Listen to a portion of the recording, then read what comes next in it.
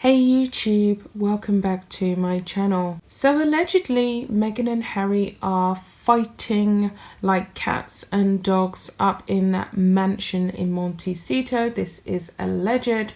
Someone actually left this information in my comments and it did catch my eye because I think this is closer to the truth than anything else that I've read. So they have been accused of trying to pull this sympathy PR stunt in order to turn their luck around, in order to gain some kind of likability out in the USA, and their careers are etching towards the toilet. But it hasn't worked. A lot of people have left a lot of comments on various publications, including my own channel, about the way in which they feel as though Megxie has lied and she's now sunk to a new low. I'm going to keep my personal opinion on whether I believe she's lied or not because I really don't know.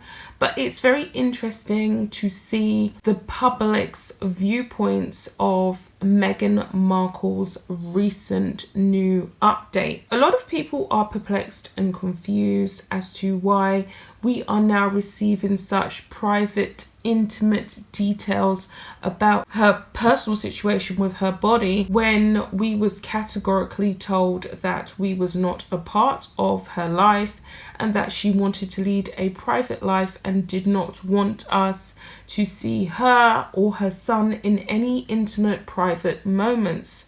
It's a big turnaround, isn't it? Kate, on the other hand, is soldiering on and she is launching this new initiative regarding children and their developmental years. She looks absolutely stunning. She has definitely put a brave face on everything that is going on. We know that Netflix currently has a series that is dragging the royal family and really making Harry and William's father, Prince Charles, look bad regarding his relationship with Diana. But of course, Meghan and Harry had no regard for that because they're all about their bag, they're all about their coins, they're all about building up their accounts. So they don't care. But I can definitely see in some of Kate's most recent posts that there's a great deal of sadness, even though she is pushing through it.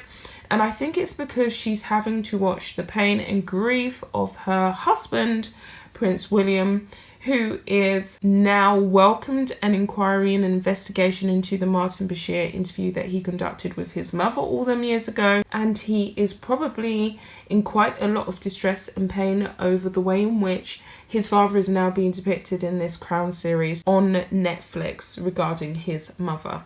It must be very difficult in that household, but Kate is a strong woman and I believe that she will pull through. I think that their marriage is definitely built on a real foundation, a foundation of love, honesty, truth, and it's not about opportunity, unlike Meghan's marriage to Harry. Allegedly, they are fighting, they are arguing in the mansion.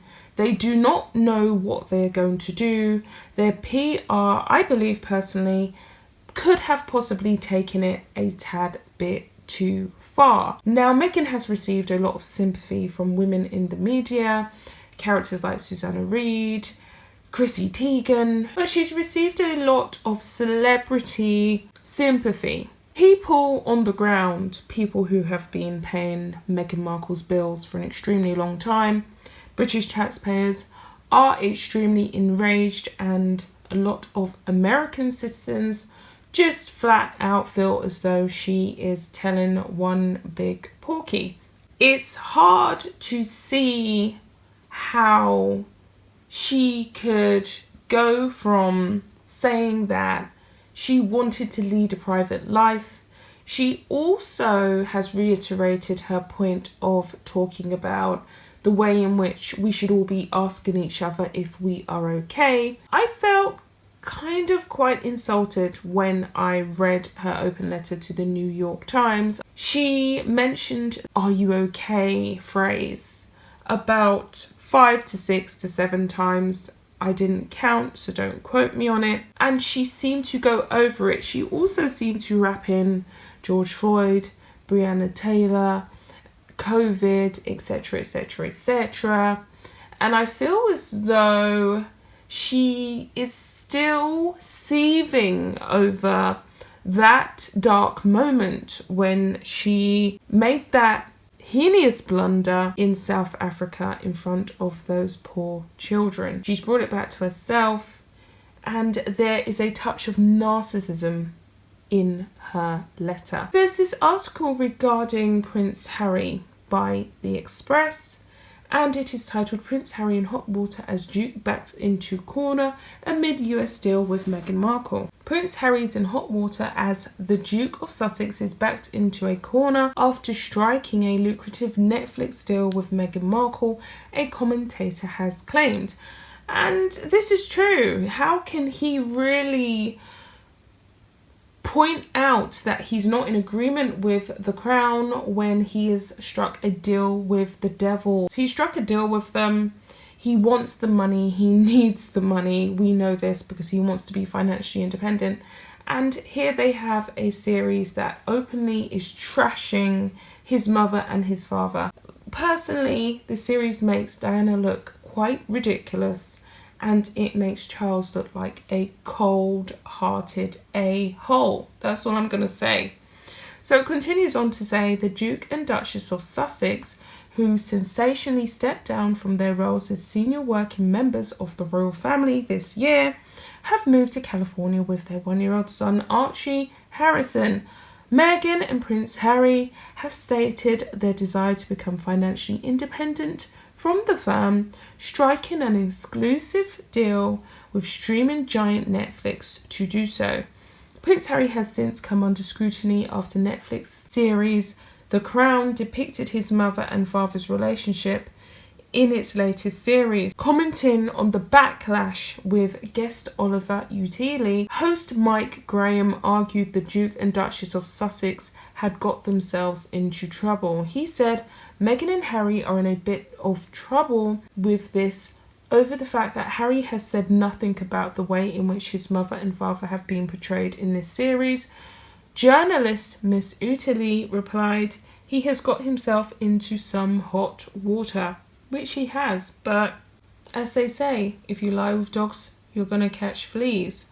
Harry has pretty much messed up with this whole thing. We knew that it was a flop from the moment he actually stepped back as a senior member of the royal family with Megxie of all people.